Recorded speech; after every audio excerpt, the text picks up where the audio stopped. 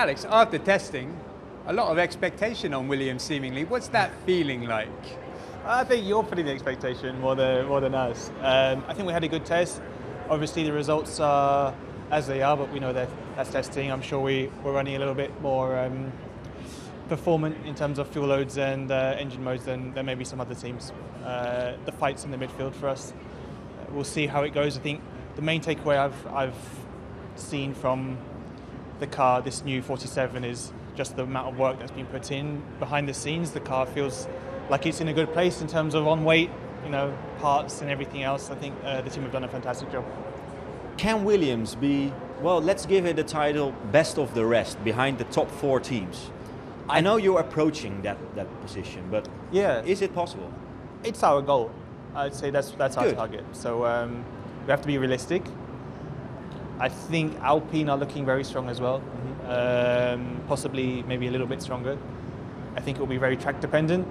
I think we're going to go into the season maybe with the closest season on record. So 1/10, 2/10 is going to be pretty much, I think, the whole midfield spread. So it's going to be very tight. I was interested that you said that Alpine might be in front of you. I think that might turn out to be accurate. How's that happened? Okay, hi, thank you. I think it will change race to race. I think that some tracks will benefit us, some tracks will benefit them. I think, honestly, RB looks strong as well. Haas, you never know where they're going to be. I'm obviously talking about the midfield battle here.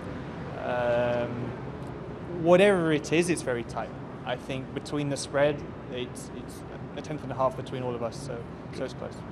What's the difference until now, during the preseason, with all the feedbacks you have to give to develop the car and everything, of having someone very experienced by your side and before, I would say the biggest thing is obviously he has still a very strong memory of what the Ferrari was like to drive, and he kind of understands what direction the car needs to go in. So his feedback's been very useful for all of us, myself included. And it's just interesting to see. I think there's a lot of things that Ferrari have done differently to us, and other things that obviously it's very similar. And understanding what's a Williams thing and a Ferrari thing, and maybe there's some things don't work, some things do work, and figuring out a middle ground. A lot of that is just discussion, open conversation between Carlos and I, and trying to get this team back to the front as quickly as possible.